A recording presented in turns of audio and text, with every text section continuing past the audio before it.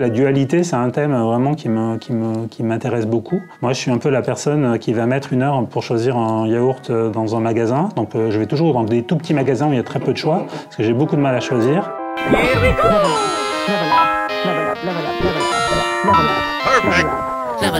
Level up. Pitch ta boîte. 6 mots aléatoires imposés. 5 minutes de préparation. Plus 1 cœur par mot trouvé. En collaboration avec Appui Créateur. On va dans l'espace. Nouveau mot.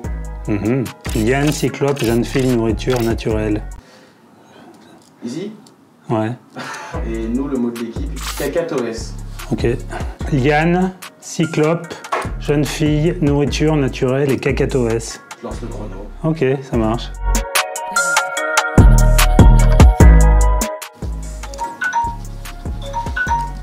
Ça veut dire quoi ça? Ça veut dire que c'est la fin. Ok, c'est bon. Ah oui, attends, il profite durable. On t'a vu.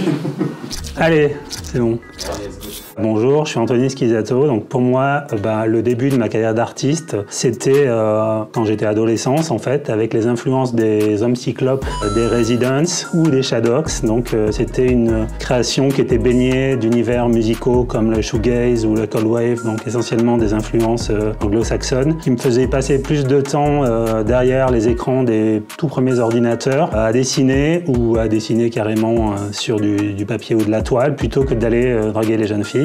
C'était tout naturel pour moi de me lancer dans la création digitale au début du web. Après quelques années, j'ai préféré éviter les lianes de la jungle du digital, de la civilisation de la data, pour trouver une nourriture plus saine avec des pots de peinture. Je peins donc en atelier, tout comme sur les murs des villes ou des campagnes. Et contrairement à cacatoès, je ne refais jamais 2 fois la même œuvre.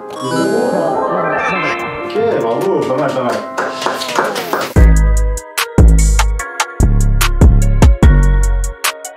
Alors, le projet le plus fou, on a repeint des bateaux abandonnés dans un cimetière à bateaux, un cimetière marin qui est situé à Saint-Malo, et on a recouvert tout un bateau échoué de morse. On a également fait des fresques à Linz, donc en Autriche, dans un port sur le Danube où les containers étaient transformés en musée de street art à ciel ouvert. Et dans les projets aussi récents qui sont un peu grands, j'ai refait toute la devanture de la cité universitaire d'Olé, au pinceau, tout seul, avec des petits pots de peinture, parce que je peins pas au rouleau et je peins pas à la bombe, donc je suis un street artiste qui sort de son atelier, on va dire. Et du coup, j'ai repeint ça pendant 1 mois, j'y suis allé pas mal de journées, j'ai peint, en fait, c'était ces 6 tableaux les uns sur les autres.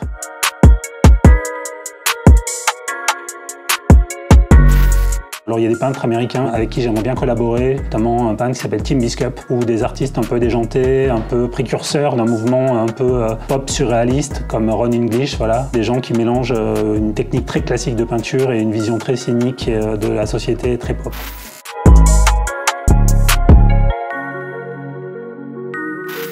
Alors en général, je fonctionne par des séries et j'ai toujours plusieurs séries en même temps. J'ai toujours peur d'arriver devant la feuille blanche. Donc j'ai 4 ou 5 séries simultanées qui sont toutes avec des techniques différentes et toutes sur des formats différents. Et en fait, dès que j'arrive au bout d'une série, en même temps, il y a comme un fork un peu en informatique et du coup qui me fait partir sur une autre idée à partir de la même série. Donc j'ai tout le temps plusieurs projets en même temps qui me permettent de pas tourner en rond dans un concept, dans un projet. Après, je pars très peu de sources photographiques, donc je pars vraiment de mon imaginaire quand je crée. On peut m'enfermer dans une pièce avec juste 2-3 couleurs et une feuille ou une toile et ça va me suffire pour me lancer, voilà.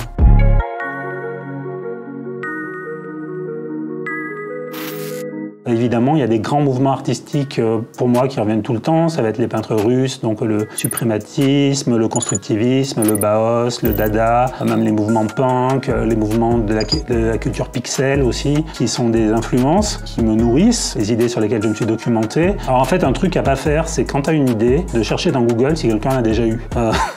Parce que tu vas souvent tomber sur des gens qui l'ont eu, mais qui l'ont traité d'une certaine façon. Moi, quand je trouve un concept, une idée, j'attends que cette idée mature en moi et arrive à un niveau de, on va dire, d'excitation interne suffisant pour commencer à la produire. Mais j'évite de trop m'informer sur cette idée. Je la garde un peu dans mon univers à moi avant de la montrer et de la diffuser. On est influencé inconsciemment rapidement par tout ce qu'on voit tous les jours et le flot d'images. Donc il y a cette idée de chercher chercher à se réinventer en permanence, même si on a conscience que beaucoup de choses ont déjà été faites, mais dans tous les cas, je cherche pas à faire et jamais comme tel artiste ou tel peintre. Je cherche vraiment à écouter ce qu'il y a au fond de moi et à l'exprimer et voir où ça m'amène.